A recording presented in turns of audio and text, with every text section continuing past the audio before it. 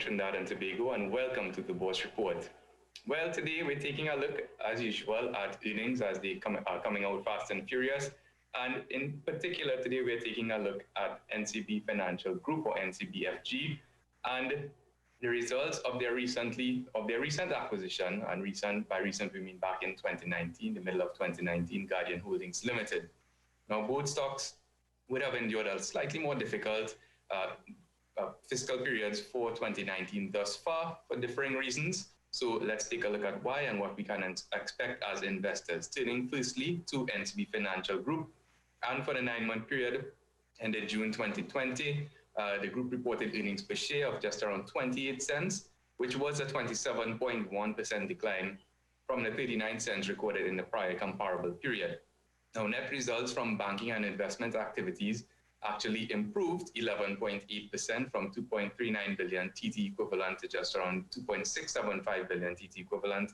And net operating income overall would have also improved 37.5% from just around 2.7 billion TT equivalent to 3.7 billion. Now, operating expenses, however, did increase by around 41% from 1.9 to 2.7 billion.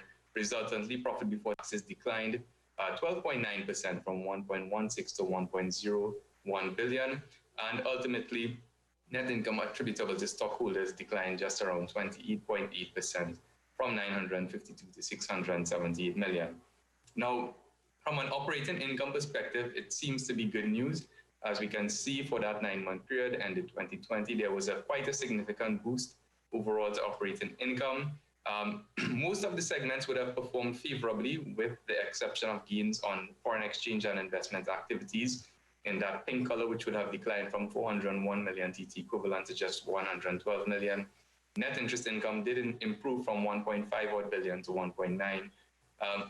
Net fee and commission income also improved from 614 to 751, and net results from insurance activity almost tripled from 332 million to 1.07 billion.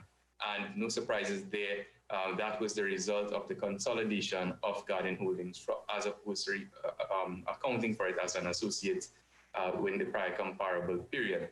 Now, overall, there remain significant challenges, but at a price of $7.87, NCB is trading at a price-earnings ratio of 17.5 times, which is below the banking sector average of 23.5 times. Now, bear in mind that that particular price-earnings ratio has been inflated because of significantly reduced earnings by most of the banks, despite relative price stability across the board. NCB is also trading at a dividend yield of 1.1%, which is well below the banking sector average of 3.4%.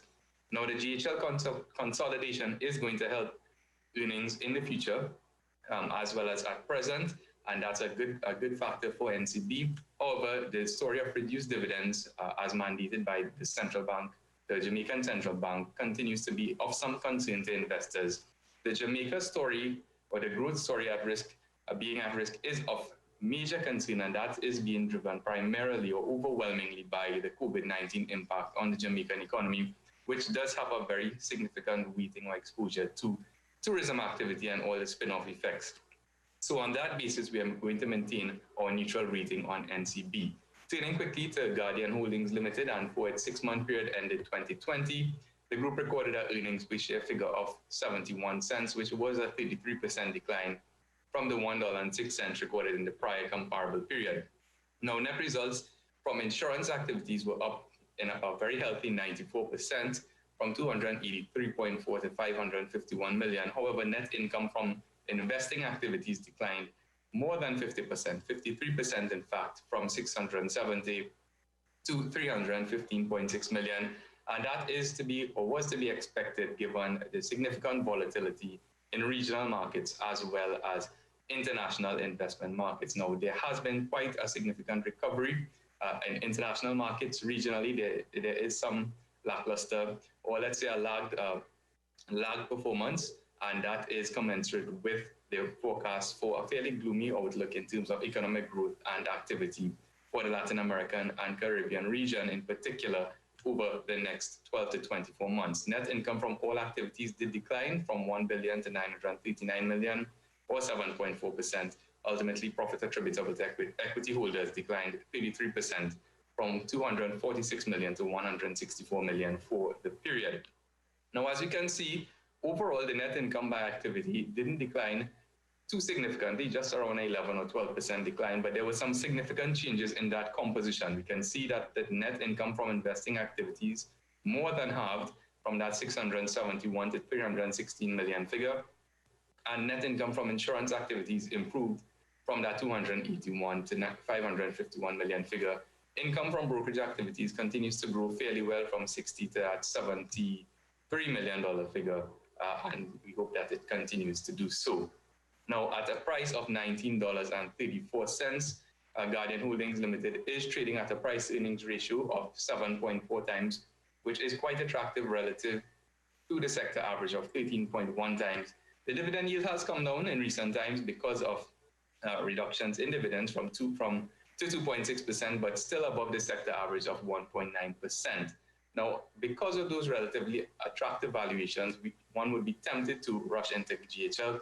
However, because of that dividend uncertainty and the very adverse economic conditions affecting not just Guardian, but pretty much all publicly and privately listed stocks, Bourse is going to maintain its neutral rating on GHL for now. Well, that's it for this week's edition. For more information, you can give us a call at 226-8773, email us at invest@boursefinancial.com, or check out our website at bourseinvestment.com for this and all the latest research available, which is absolutely free. You can also check us out in the bigger, better Guardian newspaper today for our article, which is published in a limited format as well. That's it for this week's edition. Have yourselves a wonderful investing week. This has been the Bourse Report.